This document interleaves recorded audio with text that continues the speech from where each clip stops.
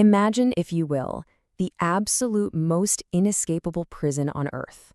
It doesn't have heavy iron bars. It doesn't have towering stone walls. In fact, it's completely wide open. It is a scorching, boundless desert, and an entire nation has just been sentenced to live inside it. In today's Explainer, we're diving into the fascinating and frankly chilling historical account of the wilderness of Ta. We're going to explore exactly how a massive group of people found themselves entirely trapped in an open landscape, utterly unable to find their way out, and what this incredible ordeal meant for their future. To understand how a whole nation gets trapped in an open desert, we really have to look at the catalyst. And the precipitating event? Well, it was a startling moment of insolence and cowardice.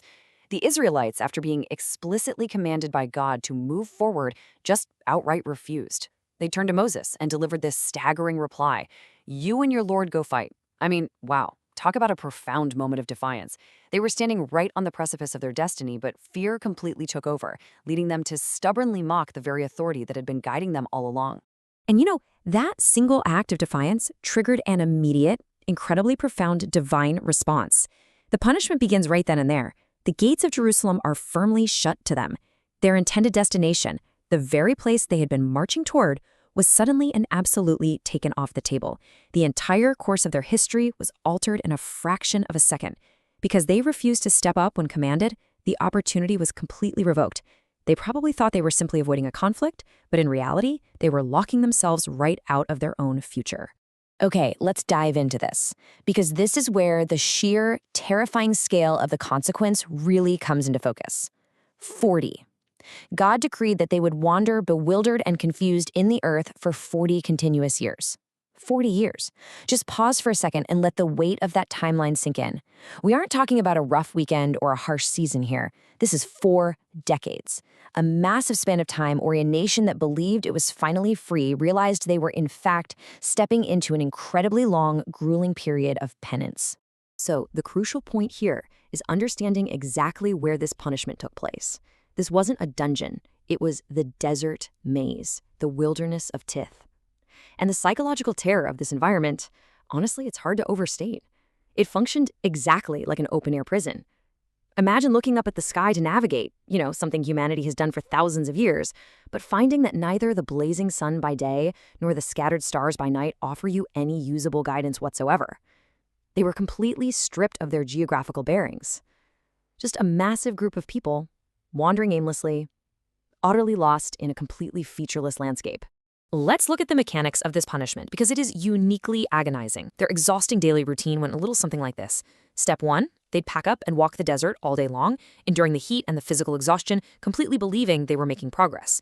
Step 2, night falls over the wilderness, signaling the end of a really hard day's trek. But then comes Step 3, the absolutely maddening spatial paradox of this divine punishment. They arrive exactly back at their starting point, every single day. Can you imagine the psychological toll? Expending all that physical energy, holding onto the hope of moving forward, only to realize at dusk that you're trapped in an endless, invisible loop. Now, what's really interesting about this slide is the fascinating, stark duality to their experience here. On one hand, we have this severe punishment, a harsh reality where they're trapped in blistering heat, subjected to this aimless, looping wandering. But on the other hand, right in the middle of this intense discipline, there is continuous divine mercy.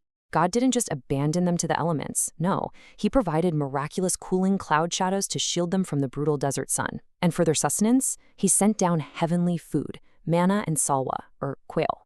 It's an incredible juxtaposition, right? Being actively punished while being simultaneously sustained by divine miracles. Now, you would think that experiencing daily miracles like heavenly food and supernatural shade would inspire immense gratitude, but human nature is complex, and their reaction was tragically ironic. Despite the literal miracles keeping them alive in a barren wasteland, the stubbornness persisted. There was persistent ungratefulness, there was endless complaining. They actually grew tired of the heavenly sustenance and began demanding their old tastes and earthly pleasures back.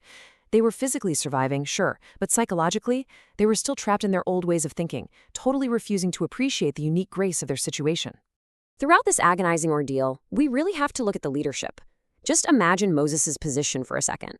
He is the leader of this massive, ungrateful, and endlessly complaining nation, trapped right alongside them in this desert loop.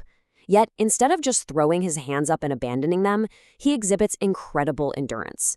We see a beautiful portrait of solitary patience through his continuous prayers and tears. In the deep isolation of the desert, he persistently pleaded with God on behalf of a people who were, quite frankly, making his life incredibly difficult. It's a profound study in dedicated, patient leadership during a major crisis. And this brilliantly illustrates the hidden purpose behind this entire 40-year sentence. It wasn't just arbitrary wandering, actually. It was a necessary sociological crucible. The 40 years served a highly specific function. The old generation, the ones who said, "You and your Lord go fight," the ones who were cowardly, fearful, and deeply conditioned by their past, well, they were slowly fading away in the desert. Meanwhile, an entirely new generation was being raised in this harsh wilderness. They didn't know the cowardice of the past. They were being forged by the heat, the discipline, and the sheer divine reliance, perfectly prepared to write a history of future victory. So, what should we ultimately take away from all this? The story of the wilderness of Tif leaves us with a really powerful dual message. First, yes, disobedience and cowardice bring profound deprivation. In this specific case, 40 years of lost time and endless wandering. But the second half of the lesson is equally vital. Patience, faith, and enduring the crucible can absolutely forge a victorious new dawn. The punishment essentially burned away the societal weaknesses of that nation, acting as a giant reset button to build a stronger, braver society capable of achieving what their predecessors were simply too afraid to attempt.